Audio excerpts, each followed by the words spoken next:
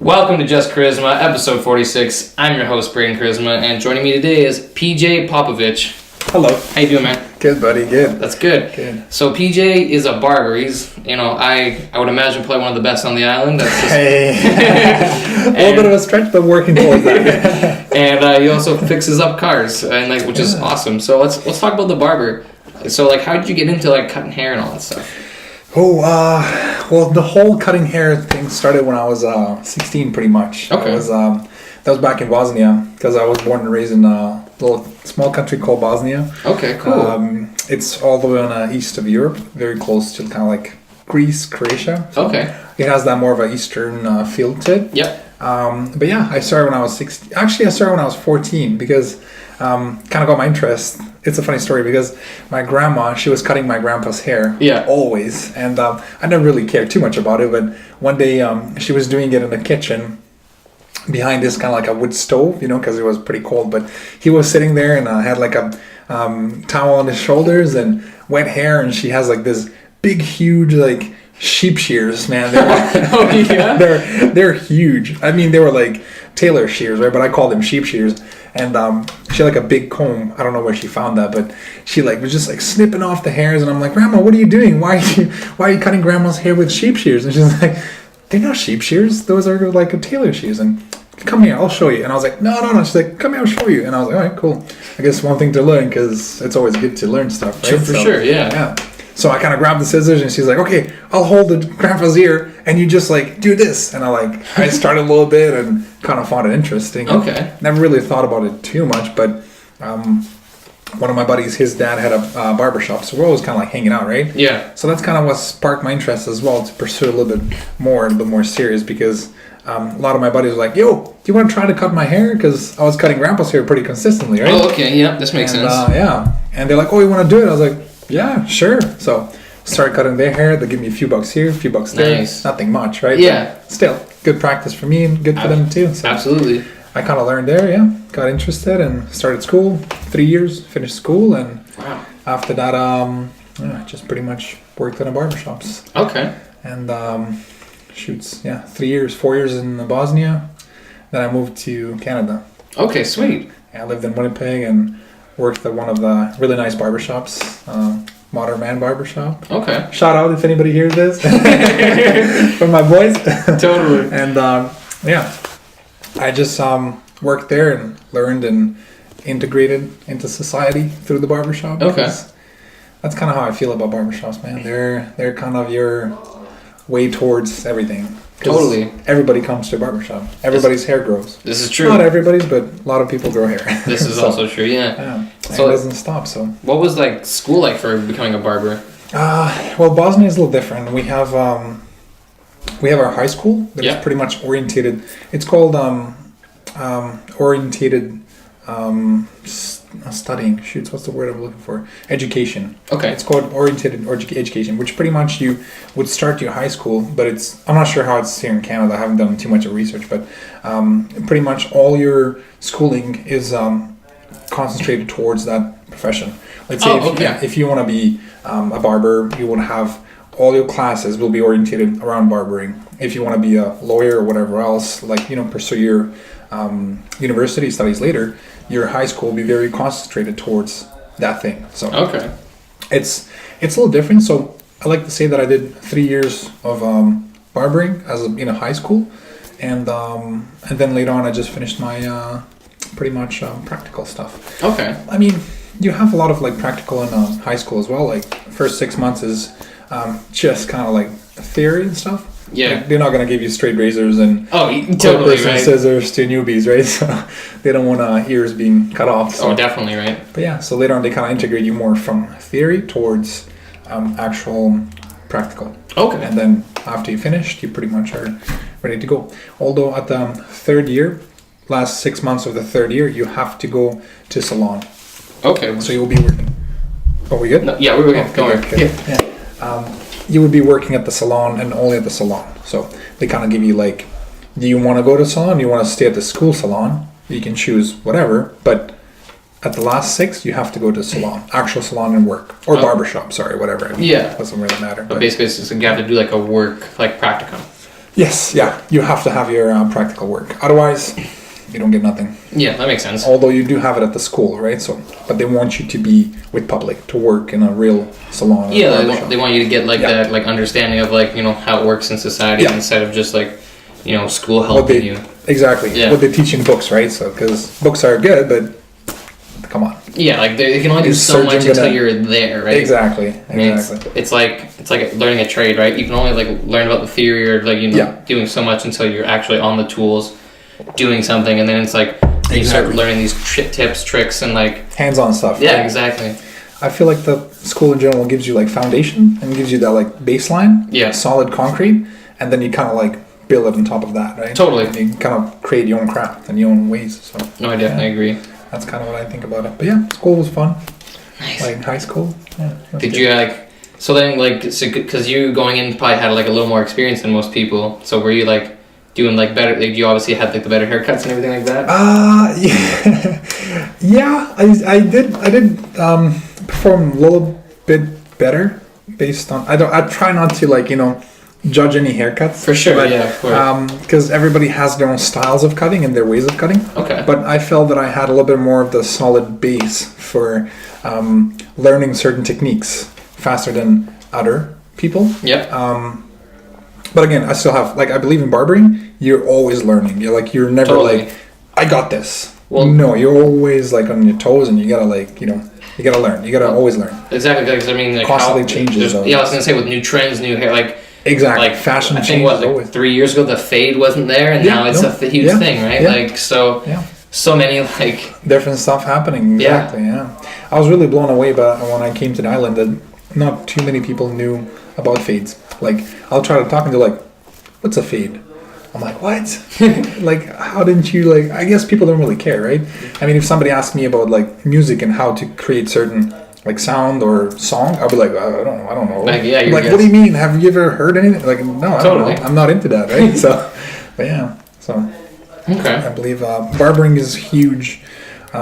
Like it should be concentrated a lot towards educating clients Yeah. about a lot of stuff, right? So Yeah, just kind of giving them more information about like Yeah. not just what you're helping like you're doing with their hair, but I mean like also like you might like I see you like this style, maybe check out this style. exactly, you know? exactly. Because a lot of people are like, oh, this works, whatever. Yeah, pretty no, much. hair is like there's so much to it. Like it's you And, should like- not be just like whatever. Yeah, you- oh, man, try it out. Like you Try want to like something new. feel good when you like walk out with Exactly, the hair, right? Like yeah. you want to be like Oh wow, yeah, this is so like you want to fresh. feel like a new person, Yeah, right? Like, exactly. A lot of people are just stuck in their own ways, right? And Totally. I'm not judging. If it works, It works, yeah, totally. But if it, try it out. It's Yeah. gonna grow back in 2 weeks, man. Anyways, Pretty much, right? Like, yeah. I don't know, it's a little short on this side. Like, it's fine. Whatever. Whatever. Doesn't matter. But yeah, I love my job. That's I good, love what I man. do. How do you find the atmosphere at work? I love my shop. Yeah. My shop, yeah. I don't really work. Okay, the way I am. If the team that where I'm kind of starting, and okay, let me actually just backtrack. Let me backtrack it. Sure. I kind of before I actually even like start working for certain people or with certain people, I Yeah. kind of like to scope it out. Okay. Just to see what it is, if I know somebody there, if I like what kind of atmosphere they work in. If the teamwork and if you see like it's just like, oh, another day at the office, oh, just can't wait for this thing to get done and finish. Totally. I can't work there. Like this, I mean, I can try, but I can't. Like, I just don't like that type of feel. And I'm really happy with this shop that I'm at right now, Sports Barbers. It's just totally opposite from that. Everybody's very passionate about the industry. Everybody's very passionate about learning new things, about doing whole haircuts. Like, we'll try a lot of different stuff. And Oh, like, sweet. we all love when somebody walks in like, here's the picture.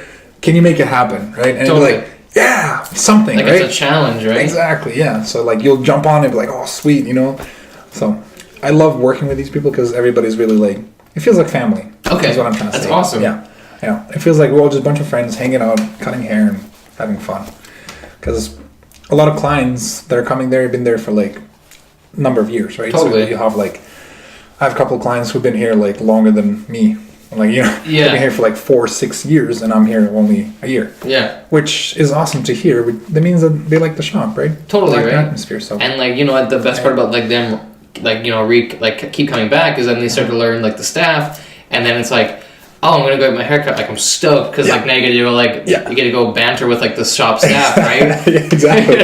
And that's exactly what it is, right? A lot of people just loves that. They love the feel, and they always come down to like, oh, I just love the atmosphere here. I know I'm totally blah blah blah. Because like we are cutting hair, but we'll like pull pranks and jokes at each other, the barbers. Yeah. Like just talk shit to each other too, right? Definitely. And with the clients, exactly. With the clients in the chair, they find out amusing and interesting, and they feel like part of it, like they are too, right? So, yeah. And then they'll say something, and it's the whole.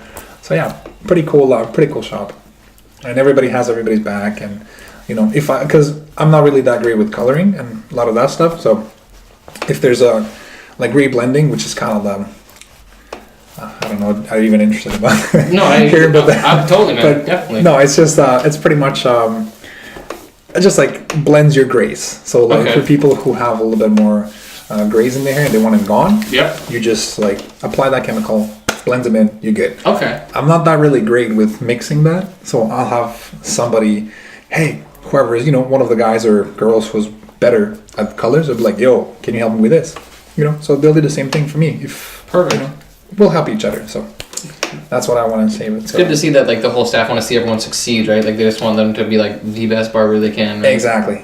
We're all kind of pushing towards the same goal, right? Yeah. And bettering our work environment and making people feel good. Which is perfect. And doing good stuff. Yeah. So it's much easier to actually progress and kind of upgrade and develop yourself as a professional individual. Yeah. When you have people like that around you.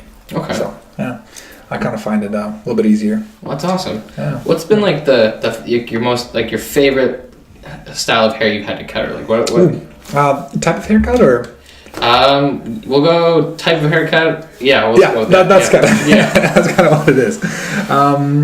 I like fades. There's a certain type of haircut that I really like. I mean, it's called temple fade back taper, which is pretty much very nice and short on the sides, and very nice and short on the bottom, but like nicely blended, like a little heavier transition, but nicely blended. Basically, the reason why I like it, it applies to a lot of different head shapes, hair types, styles. It's very nice and clean cut, and it's really fun to do too. So that's kind of my perspective. But I love every haircut, honestly. Like the crazier and the weirder, the better. If somebody comes in with the picture of the movie character and they're like, yo, can you pull this off? I'm like, well, your hair might not look like that, but I'll do it. Yeah, totally. If you're gonna style it like that too. So that's one of the biggest actually misconceptions, because people they'll bring a picture and they'll be like, can you do this? I'm like, yeah, of course I can do this, but are you gonna style it like that? Because if you don't, it won't look like that. This is fair. So that's kind of the thing that people confuse. But there's a couple of styles, but I would probably point that one out. Yeah, definitely. That's a good thing to like go into, like thinking like, okay, how styled is this after the haircut? Yeah, exactly. That's really good too, though. But I always like to try to learn new things, though. Definitely. When I see something on Instagram, I'm like, yo, let me try this. Let me see what I can do with this. Try to talk somebody into it, but so then, what's one of your favorite stories from the shop?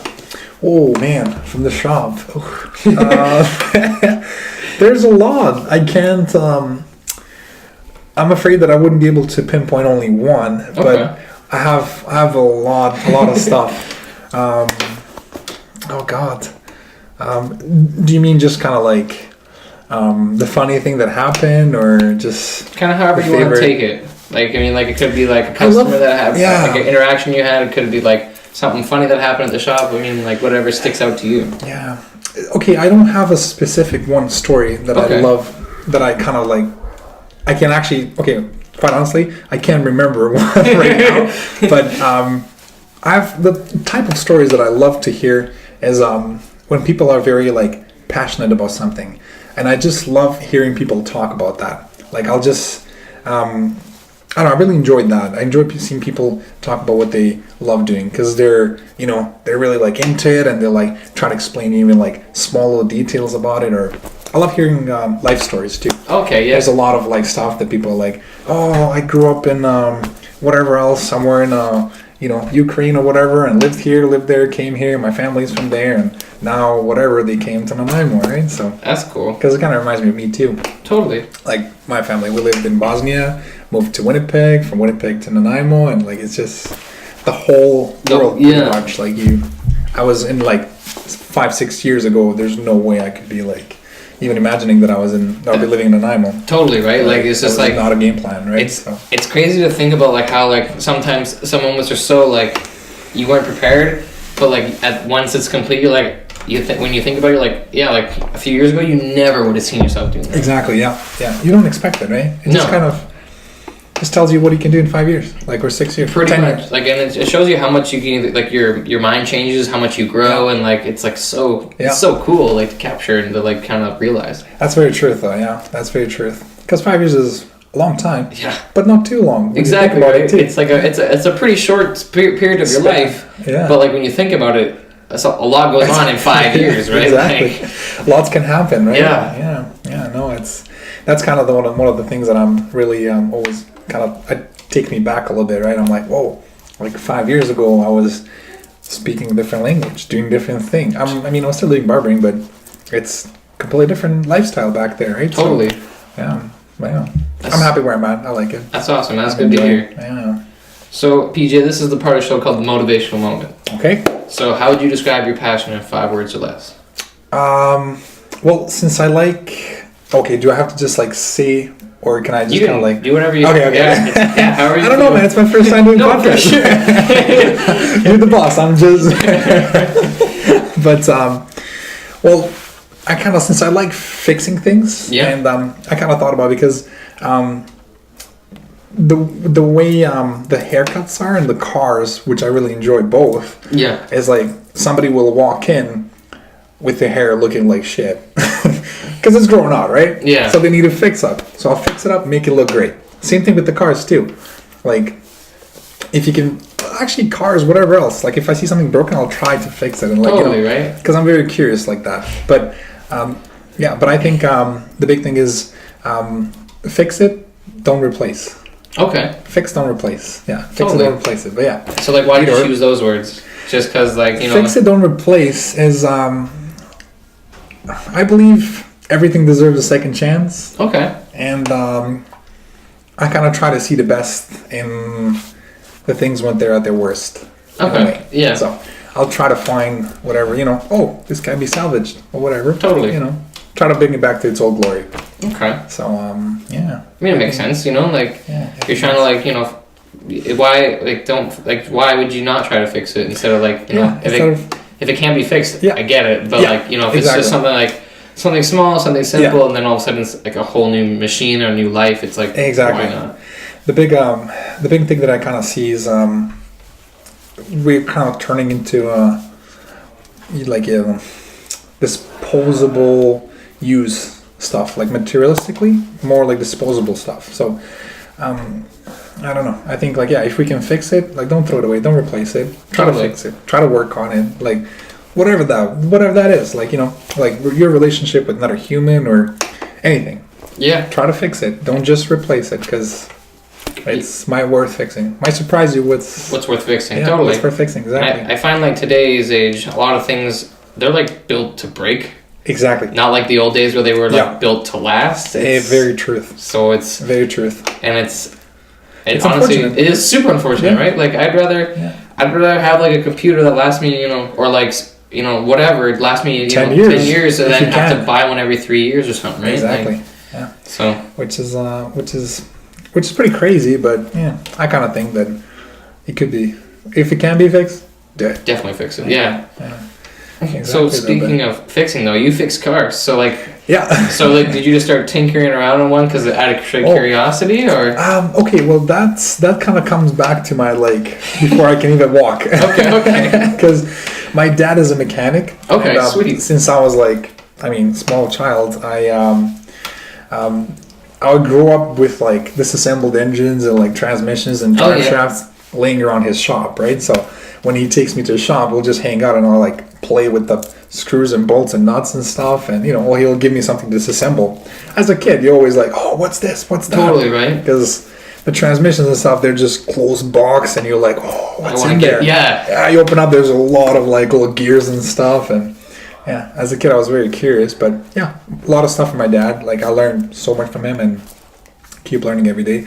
I'm not even close where I'm at, where I should be, or where I would like to, but I'm slowly learning. Totally. But yeah, the passion kind of started from him because he likes that stuff too. He likes like fixing stuff. He likes like building, and I think I kind of picked that from him. Okay. That type of not a personality. How would you call that? Like a trait or like a in a way. Like Okay. But yeah, so I think I got that from him. Okay. Yeah. So then, what was like your first project car? My first project car. Oh my god. I'll say it was a 2001 Audi A6. Oh yeah. With 259,000 K, and me and my dad went to buy it, and I remember it was a January 7th, and it was my first car here, right? So it was just leaking oil everywhere. It was not worth fixing, but I kind of saw it. I liked it. You saw the potential. Exactly, and I was like, the car was horrible. If you saw it, you'd be like, oh my god, don't buy this, because the passenger side fender on the front was like rusted out from just rust. The bottom of the doors was rusted out. The left side of the doors had a huge hole with the rust in it. That was in Manitoba, keep in mind. So this is also Manitoba. Winter is a lot harder out there. Much harder. It was driven by a German couple, but they drove it into the ground, and it was leaking oil from the back of the engine straight onto the exhaust. And once you drive it a little bit, it starts like you stop at the red light or wherever you stop. Like you can see like the smoke coming out of the engine. Like it's not horrible, but you can see it, and I can see it. People around me can see it. And they're like, "Hey, it's your car." And they're like, yeah, exactly. They're like, "Are you okay? Is everything fine? I think your car is smoking." I'm like, no, it's just the way it is. It's just sweating because of all the horsepower. But yeah, and me and my dad bought it, and we kind of like, he's like, "Are you sure? Do you want this? Are you sure?" And I'm like, "Yeah, let's do it." So I just bought it, and that was my first car. Nice. So then, did you end up like fixing it up, doing all that stuff? I fixed it up, and it was pretty good. It ended up costing me $0 when I sold it. Oh, I see. Because I sold it to some German lady for. I don't know why it stopped. But maybe got tired. I was like, all right, guys. I have to play with the settings. Yeah. Okay. Anyways, taking a break. But yeah, so we were welding something on a muffler, and I guess with the temperature, it transferred towards the inside, and my center console, pretty much like the corner of it, melted, and it was just like, it was horrible. Like that was the first fail, but yeah, almost caught on fire, but it was okay. But yeah. Other than that, that was my first car, man. We fixed it up, sold it, broke even, and I was like, this is kind of fun. So no doubt. Yeah, moved on to the next one. That's sweet. And then you kind of just been working your way up, type thing, and then. Yeah, I'll pretty much kind of like buy it, have it for a little bit, and then sell it, and then if something interesting again pops up, like whether that be in $500-$600 or $800 or $1,000. Totally. I kind of try to stay around $1,000 because I'm like, if I risk $1,000, I can always at least get that much back in parts. Right? Fair enough. Yeah. Part it out or just sell it for parts. I'll get that back. So it's not too horrible risk. Anything after that, I'm like, it's like how much are you willing to lose potentially, but also depending on the car, you could also gain. Yeah. Which all depends, right? Yeah. No, exactly. I mean, some of the cars are worth paying $10,000, right? Of course. Broken, but again, this is not my ballpark, so. No, because I mean, like, why? I don't feel comfortable. I don't I was like gonna say, why put yourself in that kind of financial position when, like, you can, either break even or even, make a little money, lose a little. That's and it also, kind of makes the fun of the game, right? Like. That's true, because I feel more comfortable gambling with like $1,000 than with $5,000. Totally, right? It's like it's not as fun. But no, it's terrifying. Exactly. 5Gs, you're like, I don't know. Like I need this thing to work. Like, it kind of has to work. Yeah. Otherwise, it's problems. Like otherwise, ramen noodles for months. That's just it, right? Like I'd rather not eat just noodles for like forever, right? So I get it. Like I totally get it. It's terrifying. But yeah, it's fun though. Okay. Enjoy it. And then so like what else, like so you just kind of tinker around with them? Do you like race them? Do you do any of that kind of stuff? No, man, those are the cars that I usually buy. They're not really too much for racing. No, they're not fast at all. that's fair. Although I did drive, I've driven some fast stuff, but nothing on like Canadian roads are just not made for that. Like you can go more than 60 and feel safe. The other things like people around you, right? If you're alone on a road, yeah, sure, you can give it a little bit, but it's just not smart at all. Like there's a lot of people, a lot of kids, it's just not. It's not. A lot of new like, drivers. Yeah. No.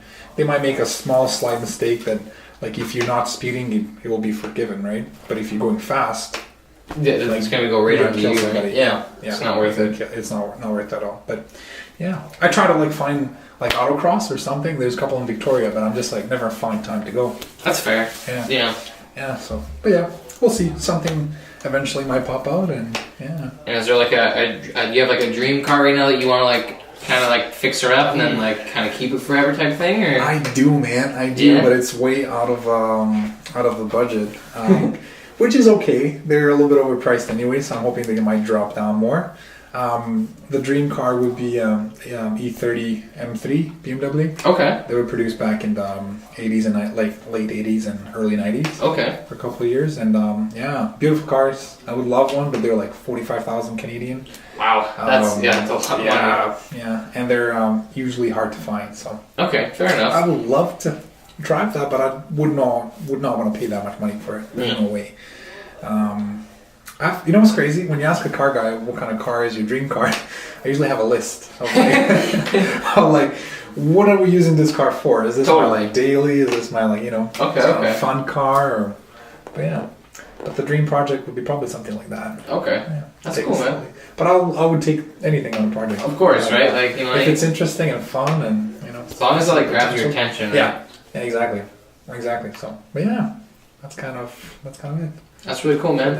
Well, I just wanted to thank you, PJ, for coming on the show. Thank you for having me, man. That's awesome, man. Like, where can the people find you? So, like, if they want to get a haircut from you, where can they find you on social media? I'm on Sports Barbers. Yeah. We're next to, I forgot the address. I should have known it by now, but I forgot. It's right next to Aerosmith Bikes. Oh, yeah. And just ask for PJ, or you can go on my social media. It's Popovic Pre-Drag on my Instagram, and I have my like booking on my bio. Oh, perfect. Okay. Or just go on a Sports Barbers page or website, or just give us a call and ask for me, and we'll fresh you up. Yeah, you have to check them out. Yeah, man. You can find me at Just Koryzma on like everything, and don't forget to check out the other shows. And if you like the show, hit that subscribe button, check out the other episodes, and let me know what you think. So until then, we'll see you guys next time.